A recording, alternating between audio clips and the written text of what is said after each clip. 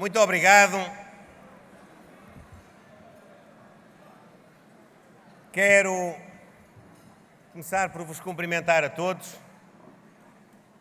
agradecer do fundo do coração toda a energia, toda a amabilidade, todo o entusiasmo que deram hoje e durante toda esta semana de trabalho aqui no Distrito de Leiria. Quero cumprimentar o nosso anfitrião, Pedro Pimpão, Presidente da Câmara Municipal de Pombal, os nossos Presidentes das Câmaras Municipais de Pedrógão, de Alvaiazer, de Óbidos, os nossos deputados, Presidentes do PSD do Conselho de Pombal, da Conselhia, da Distrital de Leiria, da JSD da Secção de Leiria, da Distrital de Leiria, dirigentes partidários e autarcas de todo o Distrito, presidentes de Junta de Freguesia e membros das Assembleias de Freguesia, das Assembleias Municipais, o meu estimadíssimo amigo Rui Rocha, vogal da Comissão Política Nacional, e um abraço especial a todos aqueles que ao longo destes 49 anos de história fizeram deste projeto de intervenção cívico e político o Partido Social Democrata, o partido mais português de Portugal. Permitam-me que vos cumprimente a todos na pessoa do nosso amigo Narciso Mota, que voltou a casa, ou como ele dizia, nunca saiu, esteve sempre à porta, mas está novamente connosco e é uma honra muito grande poder mais uma vez estar aqui em Pombal com ele.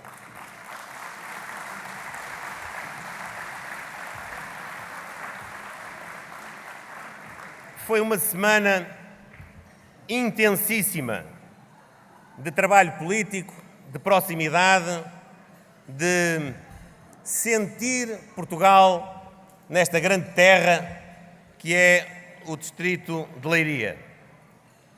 Nós começámos na terça-feira de manhã, exatamente em Pombal, o sítio onde agora estamos a acabar esta semana de trabalho.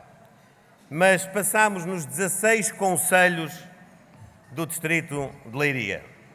Para além de Pombal, estivemos em Leiria, na Batalha, em Alcobaça, na Marinha Grande, em Porto de Mós, em Ancião, em Figueiró dos Vinhos, em Castanheira de Pera, em Pedrógão Grande, em Alvaiazer, em Peniche, na Nazaré, no Bom Barral, em Óbidos e nas Caldas da Rainha.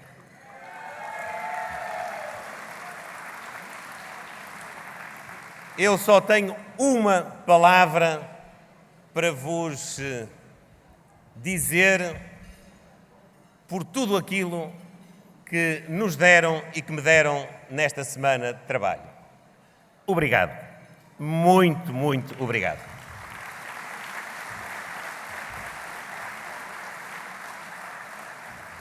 Tive a oportunidade de ver com os meus olhos, ouvir com os meus ouvidos, falar pela minha boca com muita gente, com pessoas que são do PSD, com pessoas que não são do PSD, mas que se aproximam e trabalham connosco, e mesmo com muitas que nem são uma coisa nem outra, são cidadãos que não têm a mesma visão político-partidária que nós temos.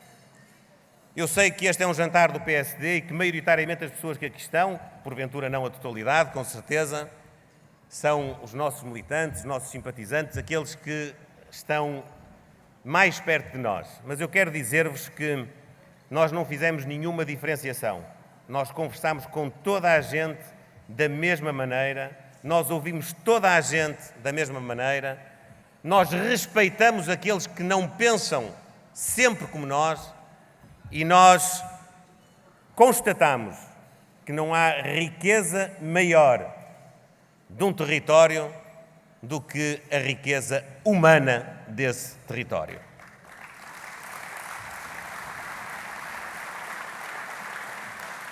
Eu vi muitas coisas bonitas, muitas riquezas patrimoniais, históricas, muita riqueza natural, muito potencial natural deste território, em várias vertentes, do mar à serra, mas o que eu guardo com maior intensidade é o calor humano que fui sentindo e com o qual fui contactando e que hoje aqui tenho o expoente máximo com mais de 1000 pessoas que aqui nos acompanham neste dia. Muito obrigado mais uma vez. Nós, nestes dias, andámos de transportes públicos, vimos o estado de muitas vias de comunicação, percebemos muitas das omissões e das promessas não cumpridas nessa matéria. Estivemos em muitos sítios onde o património natural oferece, como disse há pouco, grande potencial. Vimos projetos em várias áreas, do turismo, à agricultura, à floresta, à indústria, à tecnologia, à pesca, à educação, setor onde eu já conhecia, mas pude acompanhar mais uma vez a evolução fantástica do Instituto Politécnico de Leiria, que quero aqui também registar, da Proteção Civil, dos bombeiros voluntários, que precisam que os poderes públicos não os deixem abandonados, à deriva, asfixiados financeiramente, e que normalmente só se lembram deles quando têm muita necessidade. O setor social, a saúde, talvez a política pública que mais tem falhado aos leirenses de uma forma transversal, a todo o território deste distrito, a todos estes 16 concelhos, à habitação, à juventude, à cultura, ao desporto, às tradições, à história, à identidade da região e do país. Foi, efetivamente, uma grande jornada. E eu tenho a humildade de vos dizer que nós sabemos muita coisa, nós lemos muitos relatórios, nós conversamos com muita gente em Lisboa, mas não há nada que substitua o contacto direto e pessoal que nós tivemos a ocasião de viver e vivenciar durante esta semana em todos estes concelhos e em todas estas áreas. Foi olhos nos olhos que nós dialogamos com esta comunidade, fazendo aquilo que eu prometi que ia ser a base do ressurgimento do PSD como o maior partido português. De baixo para cima, da base até à cúpula, ouvindo e trazendo para nós, para junto de nós, aqueles que se destacam na sociedade como sendo os mais dinâmicos, como sendo aqueles que são capazes de fazer de forma mais eficiente, de forma melhor, aquilo que dá desenvolvimento a esta região. Com respeito, com tempo. Não viemos marcar o ponto a correr para dizer que estivemos aqui. Não, viemos com tempo. Começámos de manhã cedo e acabámos sempre pela noite dentro. Com tempo para ouvir. As pessoas que trabalham comigo sabem, eu prefiro ter menos pontos de agenda e estar com tempo, sem estar a despachar nada com as pessoas, do que o contrário. Eu não venho, eu sei que nem todos fazem isso. Nós agora até temos, este é o 8º distrito que eu visito, vivendo uma semana, literalmente vivendo uma semana nestes territórios, em cada distrito de Portugal. Já estive também nas comunidades portuguesas da Europa e desde que nós começámos a fazer este programa, a executar este programa, até o Governo, vejam bem, até o Governo já tem um programa parecido. Chama-se Governo Mais Próximo, passam 2 dias por mês em cada distrito e vai cada membro do governo, aí sim, picar o ponto em todos os concelhos. Nós não fazemos assim. Sou eu que vou a cada concelho de cada distrito.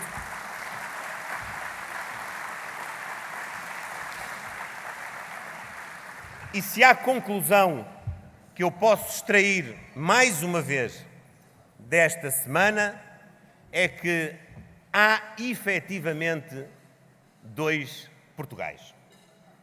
Há 2 realidades. Uma é a realidade concreta das pessoas, das famílias, das empresas, das instituições, das autarquias. A realidade de cada ser humano. Cada um, dos mais jovens aos menos jovens, dos que estão na vida ativa, dos que estão empregados, dos que estão desempregados, dos que querem crescer e subir, dos que querem uma oportunidade e não conseguem e têm de sair, têm de emigrar. Esse país não é o país dos PowerPoint, nem é o país das sessões pomposas do Dr. António Costa e do Partido Socialista. Esse é o segundo Portugal, mas é um Portugal que não existe. É um Portugal que existe apenas nas imagens. Muitas vezes um Portugal que até agora existe nos números. O Dr. António Costa e o Partido Socialista hoje são o partido e o primeiro-ministro dos números. Só que para nós, os portugueses não são números. Para nós, os portugueses são pessoas e têm de ser vistos e tratados como pessoas.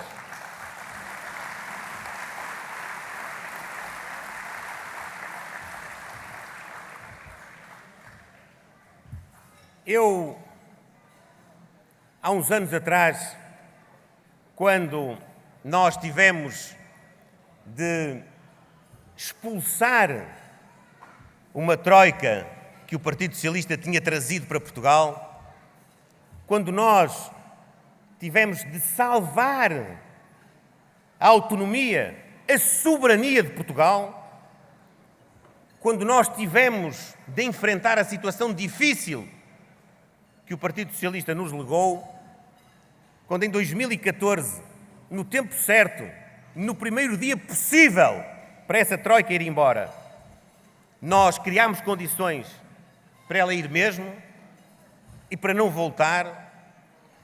Eu, na altura, tive a humildade de dizer ao país que o país estava melhor, não tinha troika, o desemprego estava a descer, a economia estava a recuperar, havia pessoas que estavam a recuperar os seus rendimentos de forma gradual.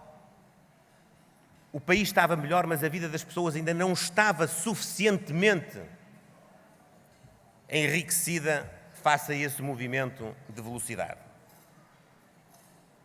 Eu hoje posso dizer, numa atualização dessa expressão, que eu sei, há agora muitos socialistas que tentam repetir que eles não têm razão, porque a situação hoje não é igual à de 2014. Hoje, a vida das pessoas está pior, mas a vida do país e o país também está pior.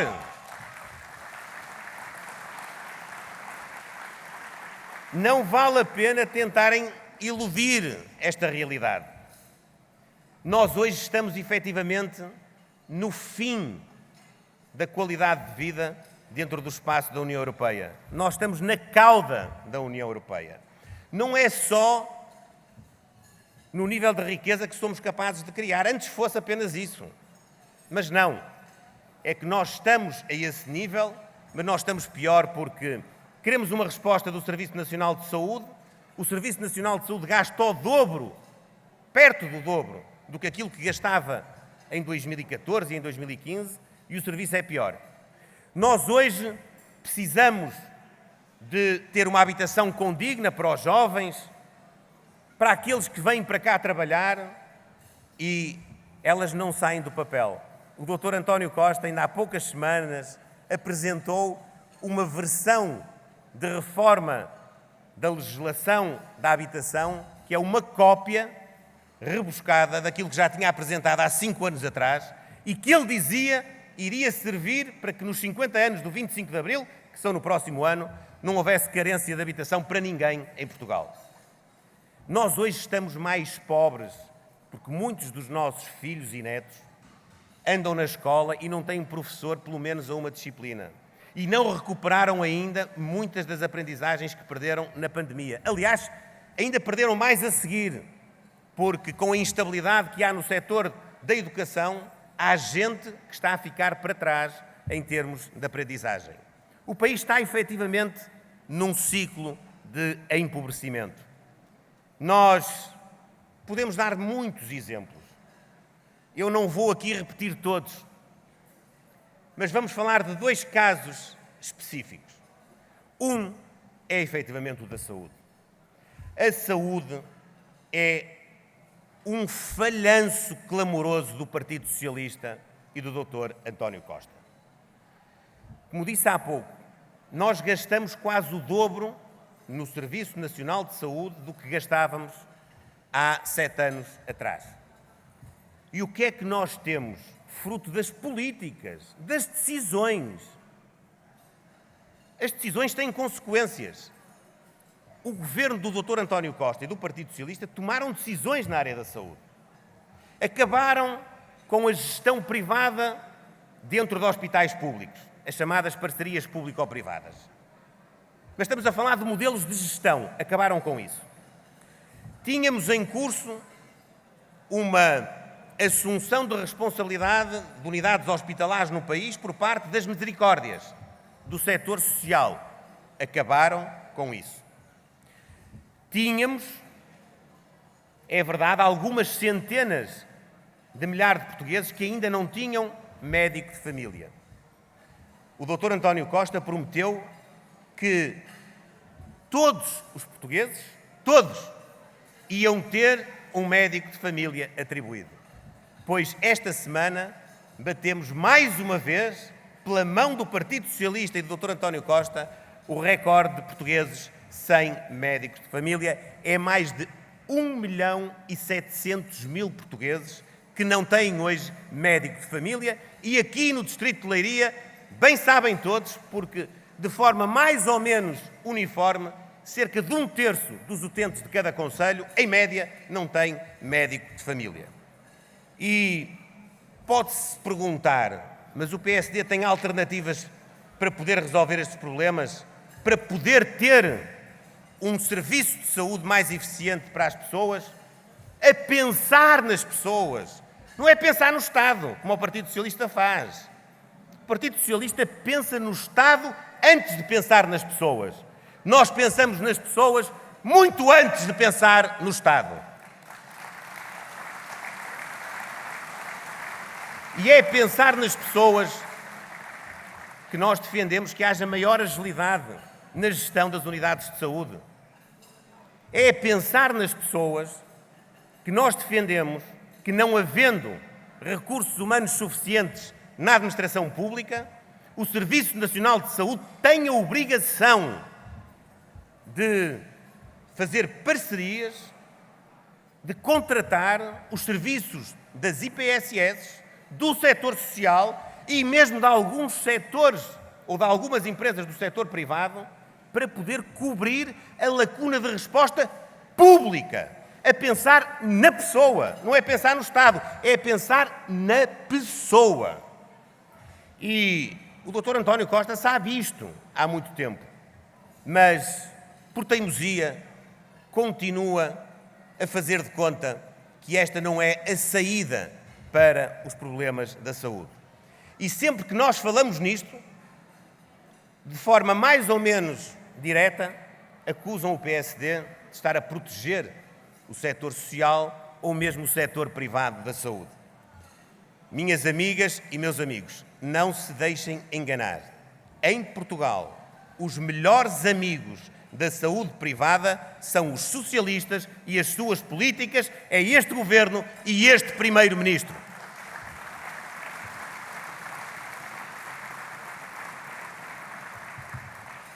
É com este governo e com este primeiro-ministro que nós temos em Portugal mais de 3.300.000 portugueses que tiveram de fazer um seguro de saúde, aos quais acrescem mais cerca de 1.200.000 e 100, 1.200.000 que têm ADSE, mais alguns subsistemas, ou seja, números redondos, metade da população portuguesa já paga, para além dos impostos, mais uma contribuição para ter uma resposta mínima em termos de acesso à saúde. Este é um bom exemplo do que é a diferença entre o Partido Socialista e o Partido Social Democrata. Entre aquilo que temos hoje em Portugal e aquilo que vamos ter quando ganharmos as próximas eleições legislativas.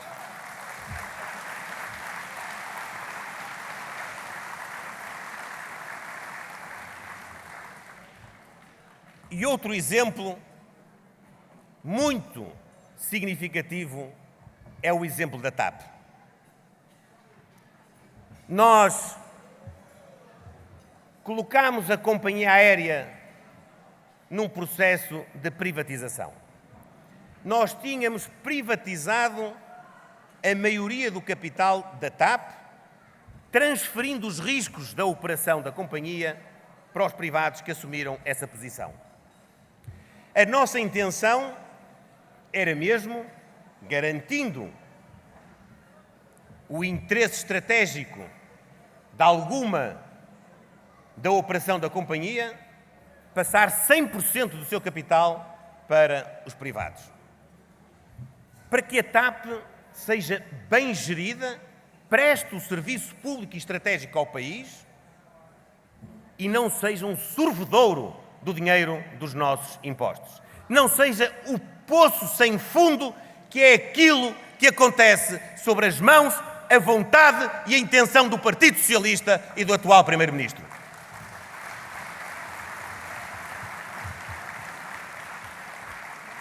O que é que fez o Partido Socialista e o Primeiro-Ministro António Costa e todos os seus seguidores, e têm sido vários, eles entram e saem, mas são efetivamente cúmplices deste caminho. Primeiro, nacionalizou parte do capital de uma forma muito original, 50% público, 50% privado, mas a responsabilidade e o risco é toda pública. Depois, na pandemia, nacionalizou o resto e ficou com 100% do capital. E com 100% do capital, injetou mais de 3.200 milhões de euros do nosso dinheiro, do dinheiro dos contribuintes portugueses, e geriu a companhia, como está hoje, cada vez mais claro, com interferência direta do Governo na gestão, na administração da companhia. Como sabem, hoje, a esse propósito das decisões da administração da TAP e da interferência política dos membros do Governo nessas decisões, há uma comissão de inquérito no Parlamento. Comissão de inquérito onde nós temos, efetivamente, tido acesso a informação muito relevante. Quando esta comissão de inquérito foi constituída, o Primeiro-Ministro António Costa disse que ela devia apurar e descobrir toda a verdade, doa a quem doer. Palavras do Primeiro-Ministro. Pois bem, agora que nós estamos a descobrir tudo aquilo que foi uma intromissão exagerada, feita sem nenhum nível de autoridade, de formalismo, com decisões ou de boca, ou através de mensagens do telemóvel, com arranjos para disfarçar o escrutínio do Parlamento, combinando reuniões, combinando perguntas e respostas. Agora que nós estamos a descobrir a forma como estes 3.200 milhões de euros estão a ser geridos pelo Partido Socialista, porque é disso que se trata, quando o atual Ministro das Infraestruturas, que há alguns dias atrás se demitiu para garantir a tranquilidade institucional em Portugal, para garantir o respeito e preservar a sua dignidade e da sua família, e isto são palavras dele, escritas, não são ditas, escritas pelo punho dele. Depois de ter feito isso, o Primeiro-Ministro decidiu não aceitar o pedido de demissão deste Ministro, diminuindo a sua autoridade política, a sua do Ministro e a sua Primeiro-Ministro. Mas agora foi ainda mais longe.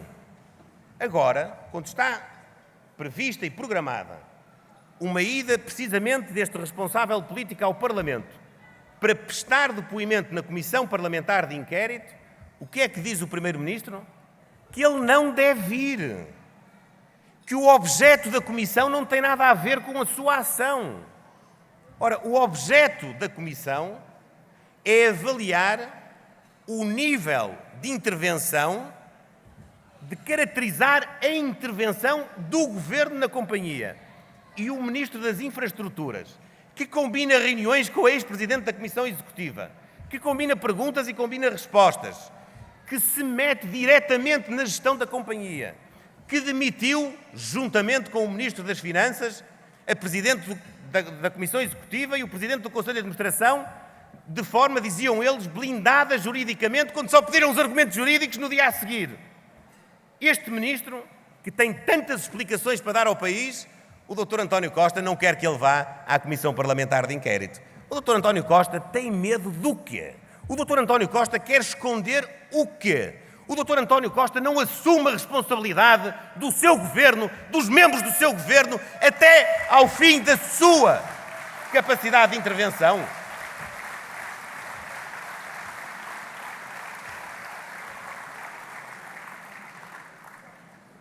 Mas o Dr. António Costa, precisamente no momento em que não aceitou o pedido de demissão deste Ministro, pediu desculpa ao país. Lembram-se? Num registro de grande humildade.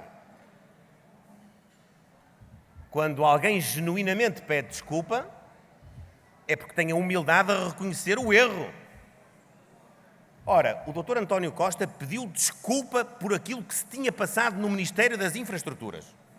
Disse que aquilo que se tinha lá passado que era grave. Até disse que era um roubo aquilo que se lá tinha passado, coisa que os serviços de informação já negaram através do Conselho de Fiscalização e dos próprios serviços. Que é uma coisa que também falta explicar já agora. Dr. António Costa, diga lá onde é que estava o roubo. Diga lá o que é que presenciou, que elementos tinha. Estava lá, assistiu.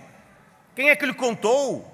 Porque não há nenhum roubo registado que nós saibamos nas forças e serviços de segurança. Os serviços de informação dizem que não se tratava de um roubo. O Primeiro-Ministro de Portugal diz que se tratava, tem de nos dizer porquê, tem que dizer com que fundamento. Mas depois de pedir desculpa, dizia eu, o Dr. António Costa agora não quer que o responsável por esse episódio vá ao Parlamento. Então, afinal, aquilo não era um pedido de desculpas. Aquilo eram lágrimas de crocodilo. Aquilo era uma desculpa que nós temos de concluir não era genuína. Aquilo era apenas à doutora António Costa e à Partido Socialista para resolver o problema daquele dia e para ter assegurado uma notícia nesse telejornal e na manhã do dia seguinte nos jornais. Mas isso não é governar Portugal. Portugal não se governa assim. Portugal governa-se com coragem, Portugal governa-se com autoridade, Portugal governa-se com vontade transformadora, como aqui dizia há pouco o Pedro Pimpão. É preciso ter coragem. Ninguém consegue agradar a todos.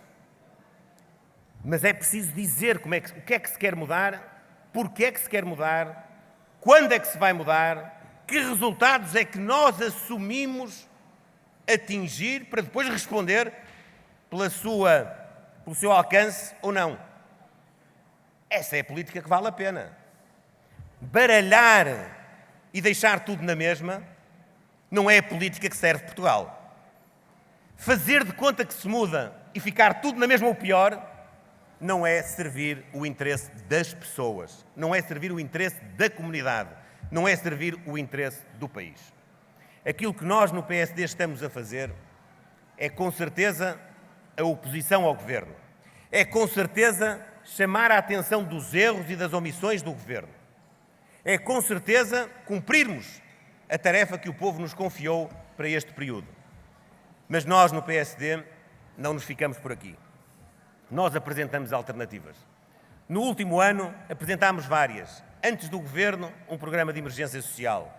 Antes do Governo, as orientações da política orçamental. Antes do Governo, a baixa dos impostos da classe média.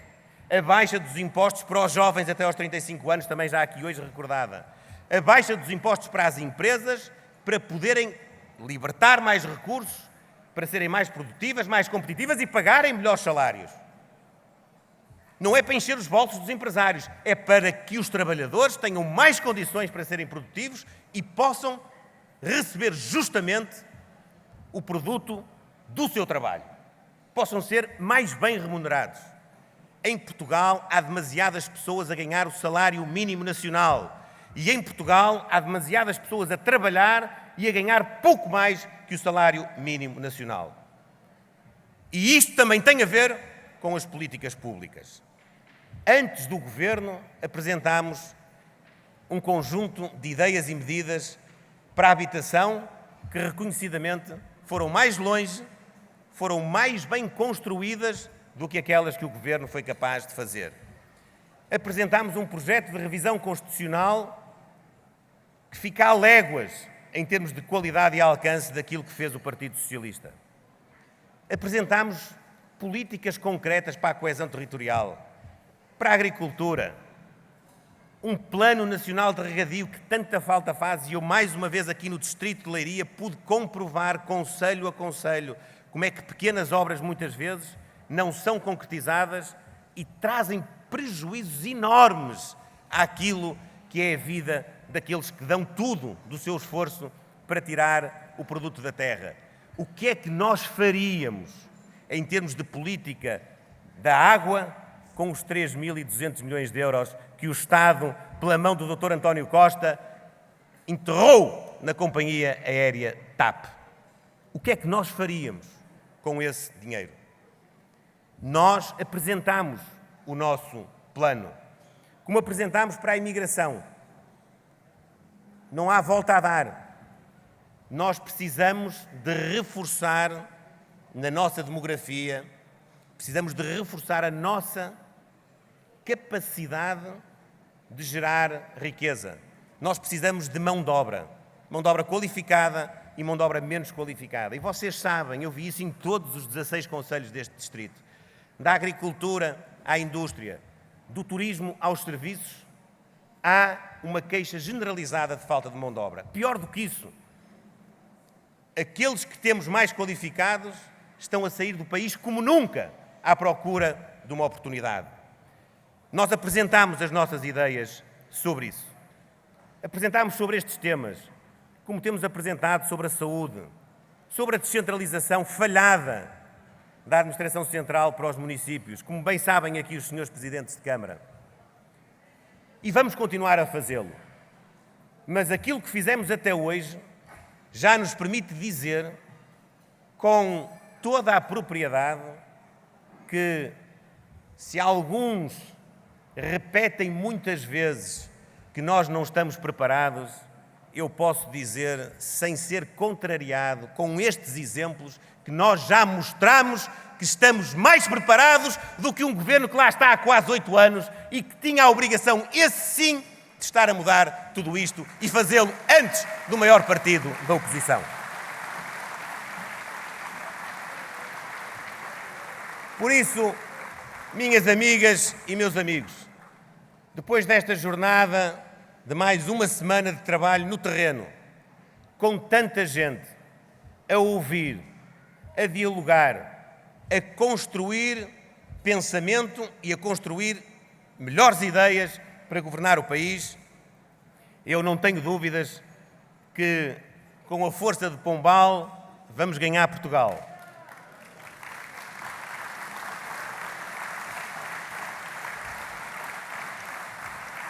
E com a força de Leiria, vamos tornar a ser o maior partido em termos de deputados na Assembleia da República neste distrito e o maior partido em termos de número de câmaras municipais e de juntas de freguesia neste distrito.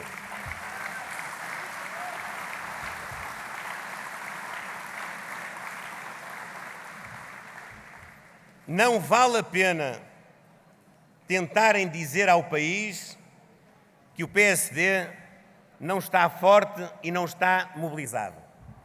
Eu sei que muitas vezes a força e a mobilização não chegam à casa das pessoas por variadíssimas razões.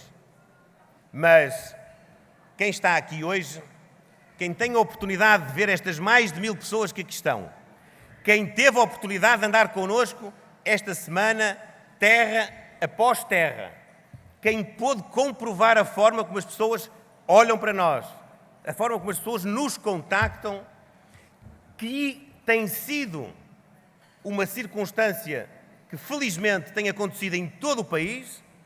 Podia até ser o caso de Leiria ser efetivamente um distrito com grande tradição social-democrata, mas tenho pena de vos dizer, não é um exclusivo de Leiria.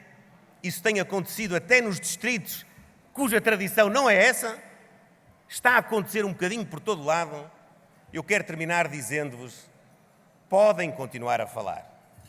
Podem continuar a desdenhar no PSD. Podem continuar a desvalorizar o caminho que estamos a percorrer. Não há problema nenhum, porque nós temos as pessoas do nosso lado, nós temos o país do nosso lado. Nós vamos estar à altura desta responsabilidade, que é tornar a dar a Portugal um governo que transforme a vida das pessoas, que faça com que elas cumpram os seus objetivos, que façam com que elas possam ascender na vida ao patamar que desejam e para o qual trabalham. Nós somos um partido interclassista, somos um partido que está ramificado em todos os cantos do país, mas somos sobretudo o partido das pessoas, o partido que valoriza as pessoas e acredita nas pessoas. E se há coisa que eu levo desta semana é a razão redobrada para acreditar nas pessoas, para acreditar neste distrito e para acreditar no nosso Portugal. Viva o distrito de Leiria, viva Pombal e viva sempre e sempre Portugal. Muito obrigado. PSD! PSD! PSD! PSD!